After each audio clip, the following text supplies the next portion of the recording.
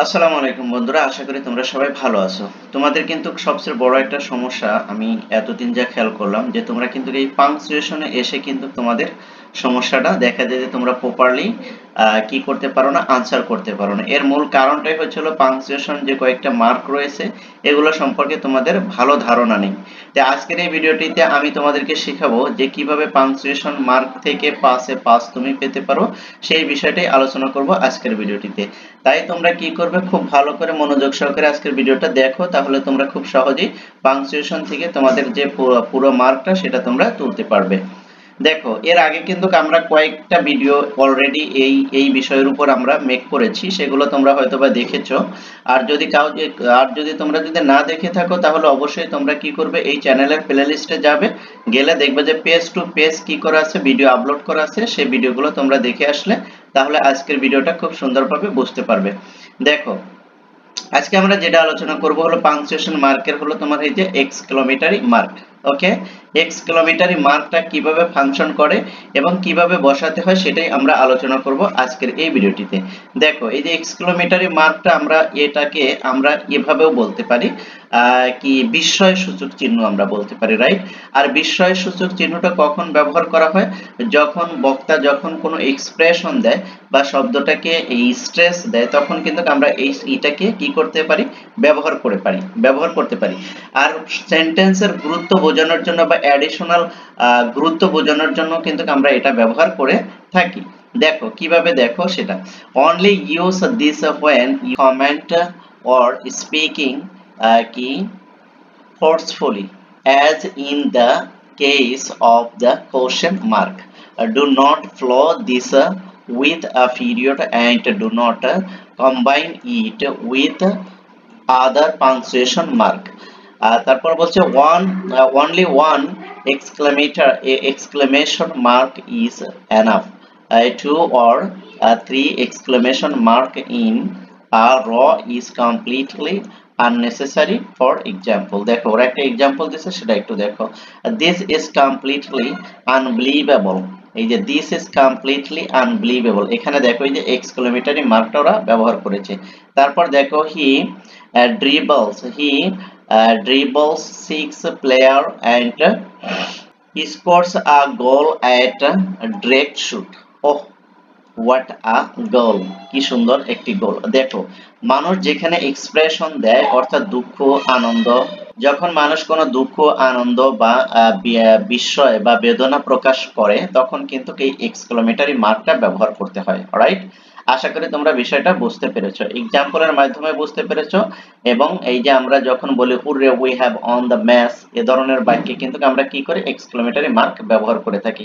অর্থাৎ একটা জিনিস একবারে ইজি ভাবে মনে রাখো, যে মানুষ যখন এক্সপ্রেশন দেয় যে কোনো সিচুয়েশনে, সেটা বা গুড সিচুয়েশন, ব্যাড সিচুয়েশন, অথবা তোমার কি খারাপ অভিব্যক্তি প্রকাশের ক্ষেত্রে তুমি যেই স্ট্রেসটা দাও বা যে সিচুয়েশনটা তুমি কি করো, তাৎক্ষণিক তৈরি করো, সেটার পূর্বে কি সেটার পরে কি ব্যবহার করা হয়, এই যে এক্সক্লেমেটরি মার্কটা ব্যবহার করা হয়।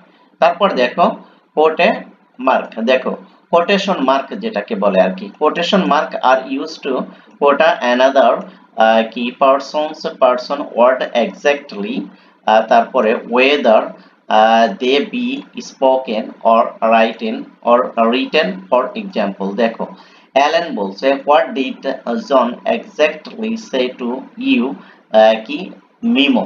ওকে, এই যে দেখো এখানে কি করছে, এই যে ওরা কিন্তু এক্সক্লেমেটরি মার্ক কি বলে, কোটেশন মার্কটা ব্যবহার করবে। দেখো এই যে এখানে কি বলছে, মিমো জন said বলেছিল we are going shopping because we have no milk, not the capitalization we, right?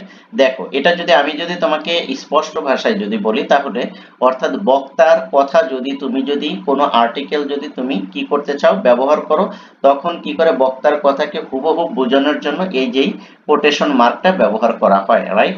এই যে দেখো এটা কিন্তু জন সাইট, কে বলছিল, জন সাইট, জন বলেছিল। মিমো কি বলছে, মিমো বলছে John said we are going shopping because we have no milk, right? অর্থাৎ এখানে এটা কিন্তু এই যে বলে নাই, মিমো বলে নাই, এটা বলছিল জন সাইট। জনের কথাটাই এখানে এই মিমো কি করছে, একবার হুবহুব তুলে ধরেছে। অর্থাৎ এরকম কোন আর্টিকেল, বক্তার কোন আর্টিকেল যদি হুবহুব তুমি ব্যবহার করো তখন সেখানে কি করতে হয়, কোটেশন মার্ক ব্যবহার করতে হয়, এটাই বলছে। তারপর দেখো অর জন সেইড, এখানে জন কি বলছিল, উই আর গোয়িং শপিং, আমরা কি করছিলাম, শপিং করতে যাচ্ছি, because they had no milk, তার কাছে কি ছিল না, মিল্ক ছিল না। Note the omission of the comma in this case which is wrong, right? দেখো if you are quoting a person who is quoting another person, use a single quotation mark like this, তুমি কি করবে তখন single quotation mark ব্যবহার করবে।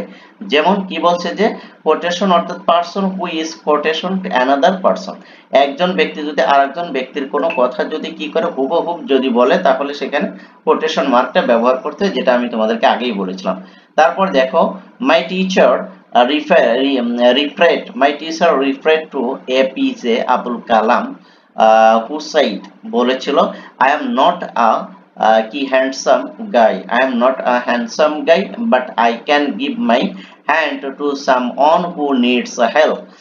Beauty is in the heart, not it the face. Okay, তাহলে দেখো সৌন্দর্য হচ্ছিল মন, আর নট ইন দ্য ফেস, আর সেটা সৌন্দর্য ফেসে নয়। তো এটা হলো তোমাকে আমি যেটা বলবো সেটা হলো যে কারো কথা যদি তুমি হুবহুব যদি কি করতে চাও, ইউজ করতে চাও, বা এই কথার মাঝে যদি বলতে চাও তাহলে, বা লিখতে চাও এই ধরনের কথা, তাহলে কিন্তু সেখানে কিন্তু তোমাকে এই যে কোটেশন মার্কটা ব্যবহার করতে হবে। এতটুকুই ছিল আজকের এই ভিডিওতে। যদি তোমাদের ভিডিওগুলো যদি ভালো লাগে তাহলে অবশ্যই লাইক কমেন্ট শেয়ার করবে এবং চ্যানেলটি সাবস্ক্রাইব করবে, আর এই ধরনের ভিডিওগুলো তোমাদের ফ্রেন্ড সার্কেলের ভিতরে শেয়ার করে দিয়ে তাদেরকেও দেখার সুযোগ করে দিবে। থ্যাংক ইউ সো মাচ, আল্লাহ হাফেজ।